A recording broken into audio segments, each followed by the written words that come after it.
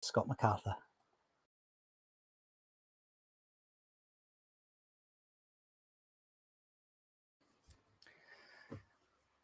You can't have not noticed what happened last night about 3:30 in the morning.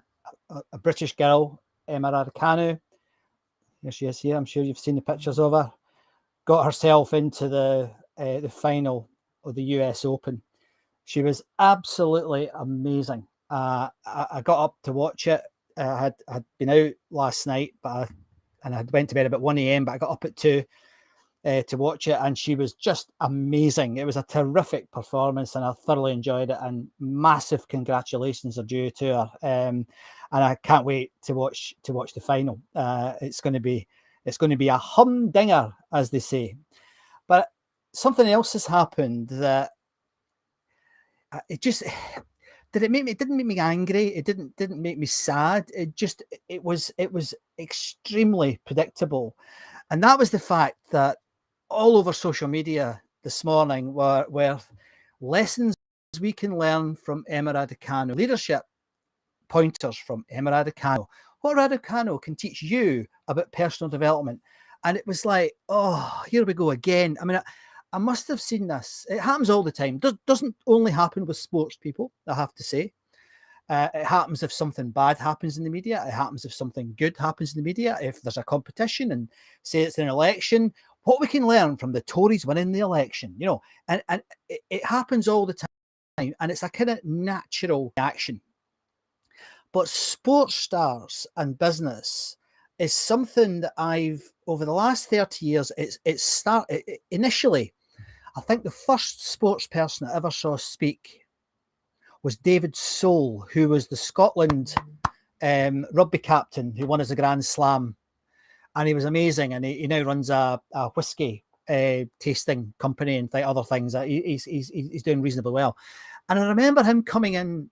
Where was I now? I think I was working at Scottish Courage. So I was head of HR at Scottish Courage. And David Soul came in to do a talk about leadership. And he had the videos of how the team came on the park. He had a discussion about tactics, motivation, all the things you'd expect from a captain of a winning sports team. And it was inspirational. It really was. He was a nice guy. I thought, yeah, like this guy. But then you go back to the office, and the half-life of that experience wasn't very long. I mean, I may have bought the book. I think I did. I read the book, and you can see here I've got plenty of sports books. This is a fraction of them. I like my sports books. But I started to think about it then. I mean, this is 20 years ago, and thinking, what could I actually do with this? Now, my thesis here, and I am not convinced, and I will change my mind, but my thesis here that most of the reflections on sporting success and occasionally sporting failure is just fluff. And it's fluff for a number of reasons. One, I don't really see, you put Emma here. I mean, here's an 18-year-old girl with no experience working in companies. And I mean, I guess no one's saying that she's had experience working in companies, but, and suddenly people are saying, oh, we can learn from her mindset. That comes up all the blinking time. Mindset this and mindset that. And people are not bloody psychologists, and they don't even know what a mindset is. But nevertheless, it comes up. And you think about it, Glasgow Celtic won 9 in a row. What could we learn? What insights from teamwork could we learn from Glasgow Celtic winning 9 in a row? Alec Ferguson, you read his book about how he was successful at Manchester United, and there must be things we could learn from Alex Ferguson. Well, here's something that troubles me about this, and that, again, I'll repeat, I've not made my mind up about this. I mean, I've been pondering it, and one of my friends, Rob Robson, who's a sports psychologist, and I've had a number of debates about this. So I've not made my mind up, but I am teetering on this is a load of nonsense at the moment. But I can be convinced. But think about football, proper football, not the American stuff. Most of those people who play for those teams, look at the English Premiership. You could argue it's a bunch of mercenaries ruled by a tyrant in every team, because they're there for, I don't know what the average time for a player is to stay at a team. their loyalty is based on a contract. And it can be very short. It could be 18 months. It could be a year sometimes, and then they move on to the next big contract. And the managers, well, you read Fergie's book. I wouldn't have fancied him being my boss at any point in my career. He was a rough sod, and he told them what he thought. He threw things at them, but he was trying to get immediate results. So it was very, very complex. Someone's just said in LinkedIn, I have thoughts. Share them, please. Share them, please. I'd love to hear what your thoughts are. But and sorry, I can't see who you are. It's peculiar. I don't think the little chat thing's working as well as it should be today. But nevertheless, thanks for contributing. Let me know what your thoughts are, and maybe let me know who you are as well. But so you have this sort of model of excellence in a particular environment, and I'll come back to the environment in a minute, that, you know, Fergie was on, you know, he's not now, but he was on the speaking circuit. He'd be getting paid 30, 40, 50 grand to stand up and say how wonderful a manager he was. And he was a wonderful football manager. But is that what companies are like? Are companies the same as Manchester United? I think we perhaps nurture our people in a different way. We hope to retain talent for a long time. We have a completely different perspective, I think, on what success looks like. I mean, if you look at sport, again, tends to be one winner. You know, you win the European Championship, Italy, excellent. England comes second, yeah, excellent-ish, but they're already talking about that's in the past, we're moving forward. So there's one winner, but business just isn't like that. I mean, in business, I mean, you know, in sport, you're talking about crushing. I always find the language really funny. You know, it's like military language. You know, crushing the competition, smashing them, you know, killing them, even in boxing. Businesses don't do that. Well, I think they used to do that. But today it's about, well, the focus is on the customer, the employee, and then maybe the competition. But most companies aren't that worried about the competition. They have a little eye on it, but they're actually thinking about customer needs, employee needs. I mean, I argue that employees should come before customers. That's another fire talk. But nevertheless, it's a topic that you then think, okay, how does that therefore transfer, you know, from like the Ryder Cup, great example, Ryder Cup. They come together every couple of years. The Americans all hate each other. The Europeans are better at it, but the team's different every time. And you get lessons from the Ryder Cup. Now, I'm not saying there aren't lessons. You know, I'm not saying that. But it's not a zero-sum game. It's not for me to win means you to lose. That's not what business is like. So I'd like to ask some questions around this. And I've every intention of coming on and doing this fire talk type thing every Friday. And I'll only do it for as long as people are coming on and chatting to me. And I didn't expect, there's a few people on actually. Thank you for joining me. But I didn't expect there to be anybody here this week, but let's see if we can get a bit of an audience for this, because like employee first rather than customer first, there are topics that I think we get into debates about it. You know, this side of the house says, that side of the house says. I don't think that's the solution. I think there needs to be a dialogue about it. And it's why I'm saying I'm open-minded about this. And I genuinely am. I don't really know. I mean, there was an article, I found it in the Economist, right? Wait, you see this quote. This quote was about Barcelona. I think, it was called The Catalan Kings. I'm reading that. I'm not pretending I just remembered it. And it says in the Economist article, and this is only 5-6 years ago, that their success has provided a distinctive solution to some of the most contentious problems in management theory. A bunch of guys kicking a ball about a park. Really? Is that the same as providing gas to every house in the United Kingdom with multiple suppliers, from digging holes, from oil rigs and gas rigs, pipelines, to moles, to, that's the things they use to drill under the ground, to transmission issues, to safety, to 70, 80,000 employees, to, is it really the same thing? Is there really a lesson? Now, again, I said earlier, I think there are some, because one of the things that they do in sport that we don't make time for in the business world so much is preparation. Now, if you've watched me speak before, you'll know that certainly as a keynote speaker, one of the things I always say to, you know, aspiring keynote speakers is preparation is everything. Because if you prepare, to a point that you truly know the golden thread of your keynote, you can ad lib, because you can always come back to where you need to be to finish it off on a successful point. But in business, do we really do that? I mean, what I remember one of my biggest successes actually in consulting was when I was working with bid teams, pitch teams, and that was tough, because it tended to be, not always, but it tended to be, what was the differentiator? Well, there wasn't really a differentiator apart from cost. So it was cost differentiation. How do we do it? And I said to them, and these are very intelligent, good people. I mean, I'm not for a minute having to go at any of them, because they were very, very good, and I learned a lot from these people.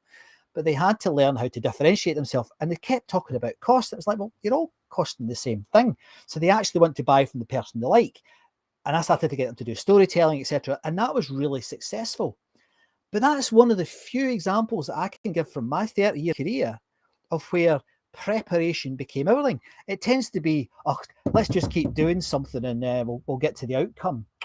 I don't think it's the same. Now, I wish it was the same. I wish preparation was everything. And well, it's at least a lot, something really important. But I don't think it is. Companies don't have time for preparation. So there's a comment here from Phil. Oh, Phil, hi Phil, how are you doing? He said her best lesson may be to smile a lot and win over the crowd. Yeah, exactly. I have that is a good perspective, and I get that, Phil. I agree with you. And there are maybe lessons from that for us. We could all maybe smile a lot and do. But what I'm trying to get is, I would love over the next few weeks for people like Phil. You're a good example. You've worked in probably hundreds of companies now, with hundreds of companies and growing companies from zero. I would like an example of where somebody stood up, big Lawrence Dallaglio, or somebody from the sporting world stood up, and they've said, let's talk about what's it called, the Sky cycling team thing, the little steps that they recommended we all take. Has that really worked for anybody? Has that actually transformed the business? Has it? I mean, I've seen Olympians, and I won't name them, but very famous Olympians doing the same talk 15, 20 times. And all they're really doing is tell, and it's a good story. And again, this is where I'm in slightly dodgy ground here, and I could get some haters for this, but wonderful athletic performance or failure sometimes, not as often. Then they grab a cheap and cheerful tool from the consulting world and then do that and go ta-ta and charge 10 grand for it. And you're like, you wouldn't even get to the ta of ta-ta because you don't know how that would implement. And then you could argue, well, that's the job of the people in the room. You could, and that would be a valid argument. But is that really helpful? Really helpful? And as I said in my note to this, does it inspire you? Yes. Will it change me? Well, maybe a little bit. I mean, I'm a big fan of rugby, and I like the tactical side of rugby, the sort of chess element of rugby. Do I get the chance to do that in corporates? Have I had the chance to do that in corporates? Maybe in consulting, where we had like rapid action teams that would go in, crash, bang, wallop, poof, and out again, and change something, then get out. Maybe in sustainability teams where you get in and you build a system and then you hand it over to the client, make sure they can do it and get out. But is it like that in the normal world? I'm not convinced. Here's Joe saying something here. Hi, Joe. Good to see you. Thanks for joining us. Our Olympic and Paralympic athletes prepped and worked hard to obtain their medals and rankings in the world. Here. Such inspiration in a sometimes negative thinking world. It is inspiring. And I think, and again, that is where, and another fire talk I'm going to do is gurus like, Simon Sinek. What is the point of Simon Sinek?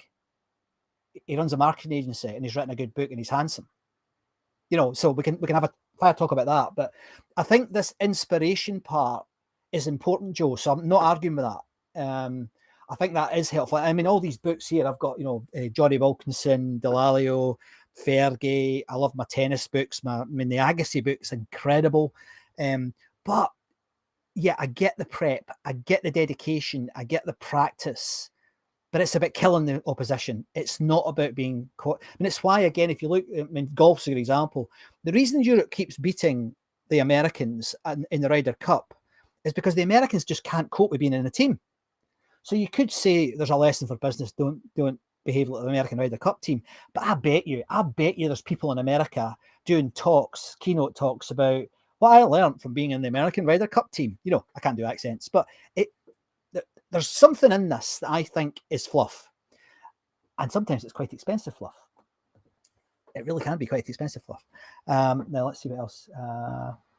Yeah, working hard can achieve much, Joe. Yeah, again, I agree.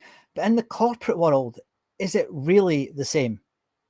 Really the same? I mean, a lot of people in the corporate world just like to keep their head down.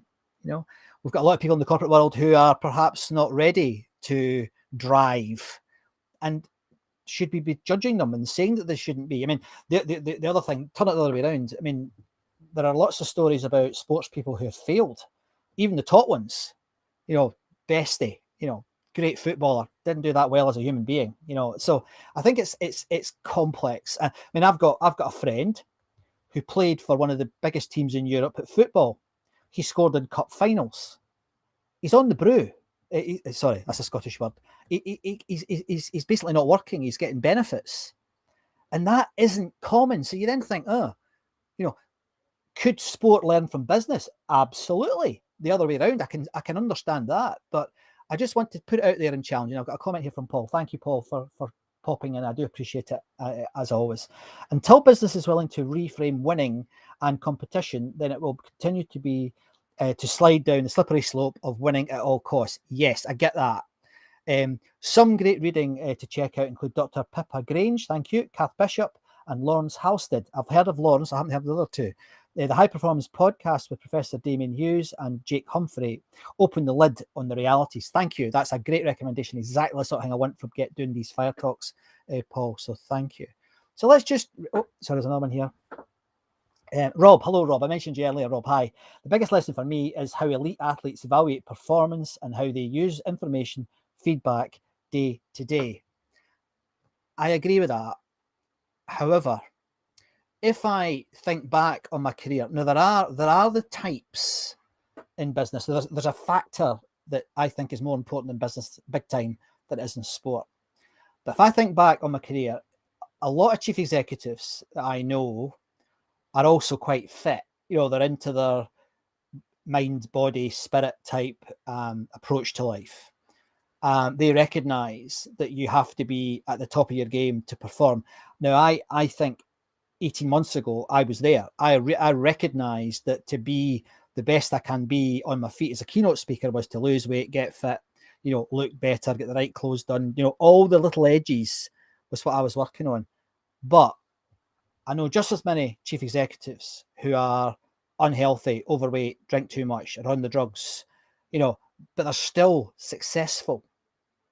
So I think the bolting, and I know, Rob, you're not suggesting this, but just the immediate transfer of things isn't as simple as a lot of people say it is.